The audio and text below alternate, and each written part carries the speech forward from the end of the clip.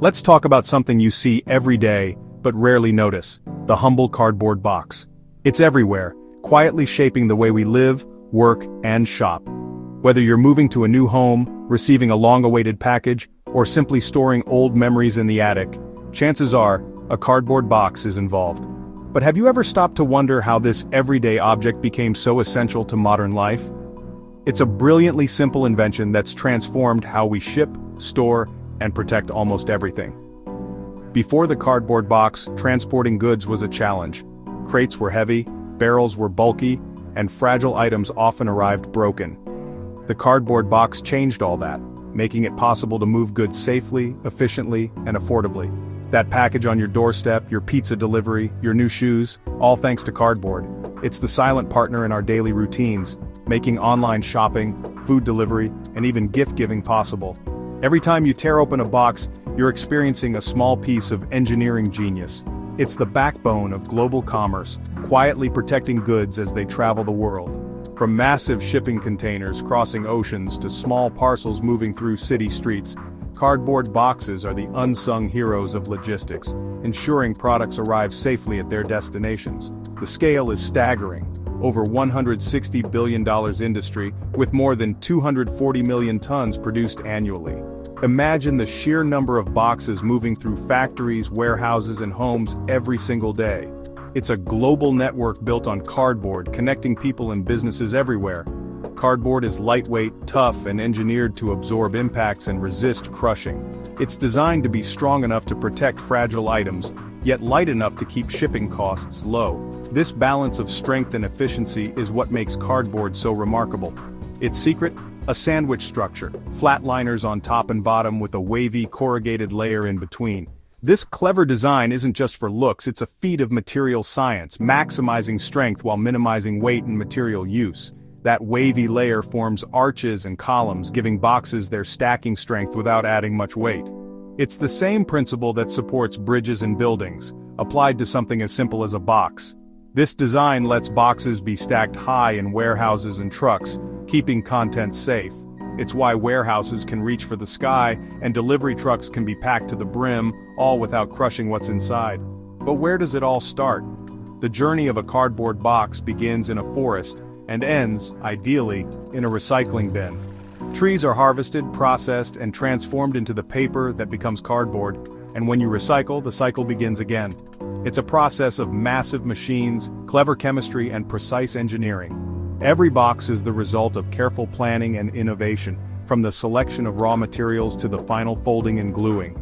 We'll follow the raw material from tree to pulp, to paper, and finally to that iconic wavy layer. Each step is crucial, turning simple wood fibers into a high-performance packaging material. Let's break down the journey of the cardboard box step by step. From the forest floor to the factory floor and eventually to your front door, every box has a story to tell. From forest to factory and back again through recycling, it's a story of transformation. Cardboard is one of the most recycled materials on the planet, giving old boxes new life and reducing waste. Ready to dive in?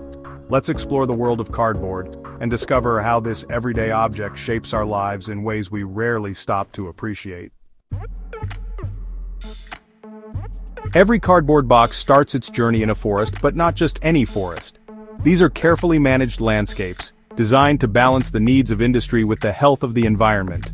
Here, rows of young trees stretch out in neat lines, each one planted with a purpose. These plantations are the backbone of sustainable paper production.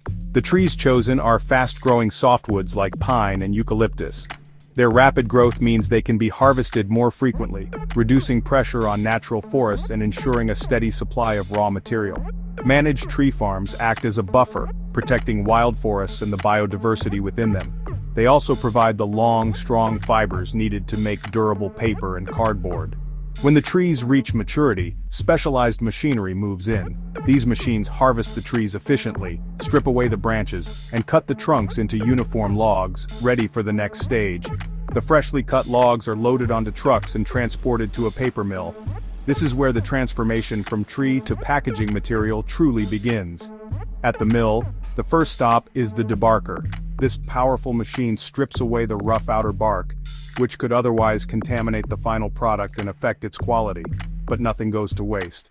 The removed bark is collected and burned as biofuel, providing renewable energy to help power the mill's operations and reduce reliance on fossil fuels. With the bark gone, the clean logs are fed into a massive chipper. This machine shreds the wood into small, uniform chips, making them easier to process in the next steps. Creating these chips increases the wood's surface area, which is crucial for the pulping process. Workers carefully inspect the chips to ensure they meet strict size and quality standards. The chips are then moved by conveyor belt deeper into the mill where they'll soon be cooked and broken down into pulp, the essential ingredient for making paper and cardboard. From the forest floor to the heart of the mill, every step is designed for efficiency and sustainability, ensuring that the process is as environmentally friendly as possible. Next, these carefully prepared wood chips will be transformed into the building blocks of cardboard, setting the stage for the next chapter in their journey.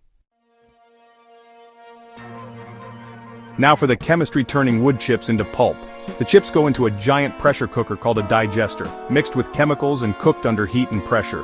This breaks down lignin, the glue holding wood fibers together, freeing the cellulose fibers we need. After hours of cooking, the result is a dark, watery pulp. But it's not ready yet. It's full of impurities and leftover chemicals. The pulp is washed and screened to remove contaminants, with valuable chemicals recycled back into the process. Clean pulp is essential for strong, high-quality cardboard. For the smooth outer layers, the pulp must be especially pure. After cleaning, we're left with a light, uniform pulp slurry. This is the raw material for making the giant sheets of paper that become cardboard. Next, we turn this pulp into solid, usable paper. The pulp is mostly water, so how do we make it into paper? It's sprayed onto a fast-moving wire mesh, where water drains away and fibers start to bond. The fragile sheet moves through heavy rollers, squeezing out more water and compacting the fibers. Then it's dried on steam-heated cylinders, locking the fibers together. The result strong dry paper called linerboard, wound onto massive rolls. This linerboard is the foundation for every cardboard box. Next we add the magic, the corrugated layer. To make corrugated cardboard, we need that signature wavy layer, the fluting. A roll of base paper is preheated, then pressed between grooved rollers to form the waves. Heat, moisture and pressure set the flutes, giving cardboard its strength. Flute size matters, thick A flutes for cushioning, thin E flutes for smooth printing. The wavy sheet is glued to a flat liner creating a single face web, half a cardboard sandwich. The process is engineered for strength, efficiency and customization. Different flute profiles serve different box needs, from heavy-duty shipping to retail packaging. The single-face web is just the beginning. We need one more layer to complete the box. Next, we finish the sandwich and create the final board. Let's see how it all comes together. The single-face web is strong, but not finished. To complete the board, a second liner is glued to the exposed flutes, forming the classic three-layer structure. The board passes through heated plates, curing the glue and bonding the layers. This is single-wall cardboard, the most common type. For extra strength, more layers can be added, creating double or triple wall board for heavy-duty uses. The finished board is cut into large sheets, called box blanks. These blanks are stacked and ready for the next step, becoming actual boxes. Now let's see how flat sheets become the boxes we know. Flat cardboard sheets are transformed into boxes through printing, cutting, and folding. First, flexographic printers add branding, logos, and information using flexible plates and fast-drying inks. Each color is applied in sequence, with sensors ensuring perfect alignment and quality. After printing, the sheets are scored and slotted, creases for folding, cuts for flaps. For complex shapes, die cutting uses custom steel rules to cut and crease in one motion. The result: precise, creative box designs for every need. A small tab is glued, and the box is folded flat for shipping. This process is fast, automated, and highly customizable. Whether it's a cereal box or a shipping carton, the transformation is the same. The boxes are now ready for quality checks. Only the best make it out the door. Next, let's see how quality is assured, and how boxes get ready for their journey. Before leaving the factory, every box faces strict quality control.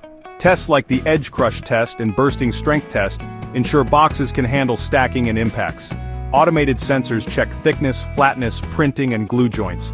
Defective boxes are recycled immediately, minimizing waste. Approved boxes are bundled, strapped, and stacked on pallets. They're shipped flat for efficient transport and storage. Each bundle is labeled and tracked, ready to protect products worldwide. From factory to delivery, quality is never compromised. The story doesn't end when a box is unpacked. Cardboard is made to be recycled. Each box has the potential to be transformed and reused multiple times, reducing the need for new raw materials and conserving our natural resources. Used boxes are flattened and collected, then sorted at a recycling facility. This process ensures that the cardboard is ready for the next stage of its journey, where it will be given a new lease on life. Cardboard is separated, baled, and sent to a paper mill. These bales are compact and easy to transport, making the recycling process more efficient and cost-effective. There, it's mixed with water in a pulper, breaking it down into pulp again. This pulp is the raw material that will be used to create new cardboard products. Contaminants like tape and staples are removed through cleaning and screening. This step is crucial to ensure the quality of the recycled pulp, which will be used to make strong and durable new cardboard. The recycled pulp is blended with some virgin fibers for strength, then made into new cardboard. This combination ensures that the new cardboard is both sturdy and sustainable. This cycle saves trees, water, and energy and reduces landfill waste. By recycling cardboard, we are actively contributing to a healthier planet and a more sustainable future. Every ton of recycled cardboard saves about 17 trees and thousands of gallons of water. These savings are significant and highlight the importance of recycling and preserving our natural resources. Recycling also cuts carbon emissions and keeps materials in use. By reducing the need for new raw materials, we lower the environmental impact of production and transportation. By recycling, you help close the loop and give boxes new life. Each time you recycle, you are making a positive impact on the environment and supporting a sustainable cycle. Cardboard's journey is circular, forest to box, to recycling and back again. This continuous loop ensures that resources are used efficiently and waste is minimized. It's a simple act with a big impact for our planet. By participating in the recycling process, you are helping to create a cleaner, greener world for future generations.